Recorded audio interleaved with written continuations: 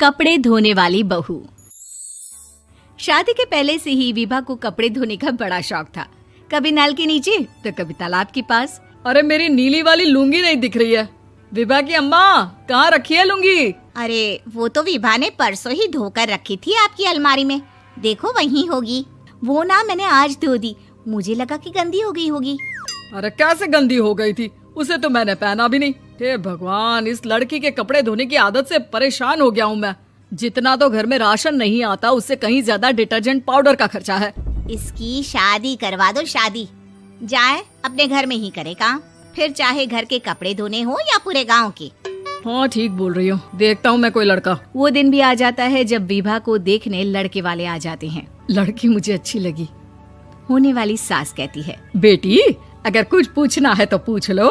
वैसे तो हमारी लड़की बहुत ही शर्मीली है, जो बोल दो वो मान लेती है, इसे क्या पूछना होगा। अरे कैसी बात कर रही हो माँ, मुझे इन लोगों के घर रहना है, सवाल तो कई है। हाँ हाँ बेटा, पूछ लो ना, क्या पूछना है। आप लोगों के घर कपड़े कौन धोता है? सास का मुंह बन जाता है।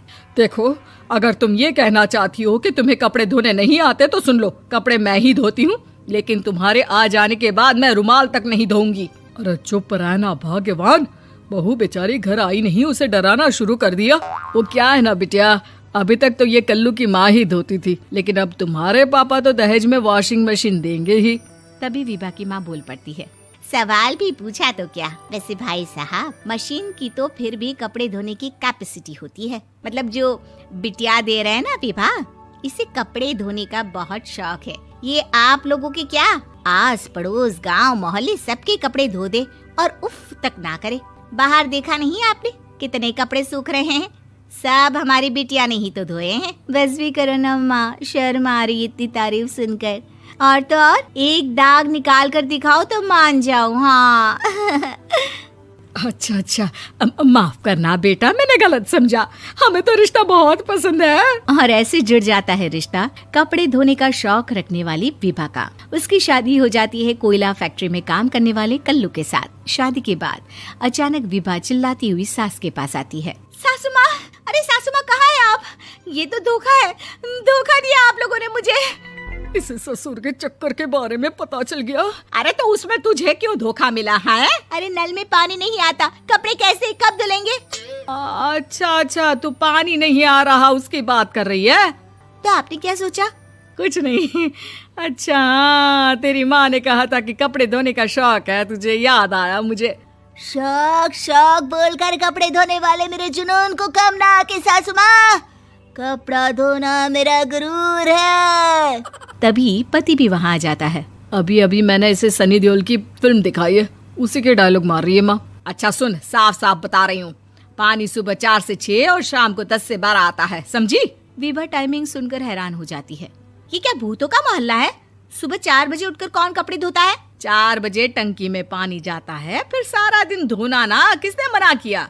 अरे कैसी बात कर रही हैं? 200 लीटर की टंकी में कितने कपड़े धो लूंगी मैं? सुबह ही उठ जाऊंगी मैं। अब क्या था, विभा सुबह 4 से लेकर रात के 12 बजे तक कपड़े ही धोती रहती। एक रोज सास पड़ोस से निकलकर कहीं जा रही होती है कि साथ वाली कहती है, हाँ कल्लू की माँ, जरा ये बताओ कि 2 साड़ी है, 2 ब्लाउज और एक पेटीकोट और एक नाड़े वाला लंबा कच्छा। हाँ तो? अरे तो क्या, कितना लोगी धुलाई ये बताओ। धोबन दिख रहे हैं हम क्या?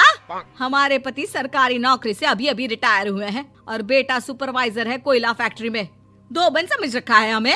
हाय रे कल्लू की अम्मा, माफ कर दो, वो तो मोहल्ले में यही सब बता रहे थे कि तुमने बहू को कपड़ा धुलवाने के काम में लगा दिया है। सास को पड़ोसन की बात सुनकर गुस्सा आ जाता है। वो घर पहुंचती है जहां घर के बाहर ही इतने सारे कपड़े सूख रहे होते हैं जितने कि किसी धोबन के घर पर। अरे ओ कल्लू की दुल्हन, बाहर निकल। माँ जी यहीं आ जाओ, बाथरूम में चादर धो रहे हैं हम। अरे अभी हम धोते हैं, तुमको बाहर निकलो। ये आस पड़ोस वाले बोल रहे हैं कि हम बहू से कपड़े धुलवा कर उसे कपड़ा धोने वाली बना दिए हैं। अरे छोड़ो ना माँ जी, किन लोगों की बातों में आती हो? आस पास के लोगों का तो काम ही होता है कि वो किसी तरह सास बहू को लड़ा दे। बहू सारे घर के कपड़े धोती है, ये क्या कम है? बोलिए। सास को भी लग जाता है कि वो बहू का ये सनकीपन नहीं छुड़वा सकती, इससे अच्छा है कि खुद ही चुप हो जाए।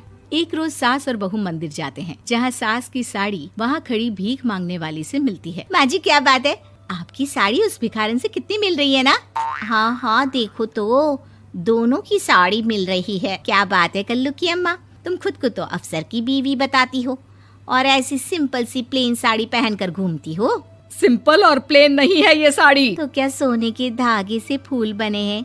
कुछ भी सासू माँ, कुछ भी। हाँ बने थे इस साड़ी में सोने के धागे से फूल।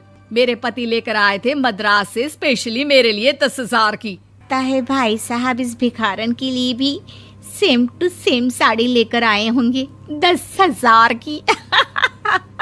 सास उस वक्त तो कुछ नहीं कहती, लेकिन बहू के साथ घर आती है और अलमारी से एल्बम निकाल कर लाती है। ये साड़ी देख रही है, ये वही साड़ी है जिसे मैंने अभी पहना था। इस साड़ी में ये जो चमकदार फूल दिख रहे हैं ना, ये सोने के धागों से काढ़े गए हैं।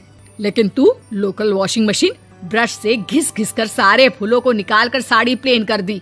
मुझे माफ कर दीजिए सासू माँ। और तो और, जब मैंने तुझे तेरी गलती के लिए कुछ नहीं कहा, लेकिन तूने तो सबके सामने मेरा मजाक ही बना दिया। क्यों? बहू को समझ में आ जाता है कि अब से उसका कपड़े धोना बंद।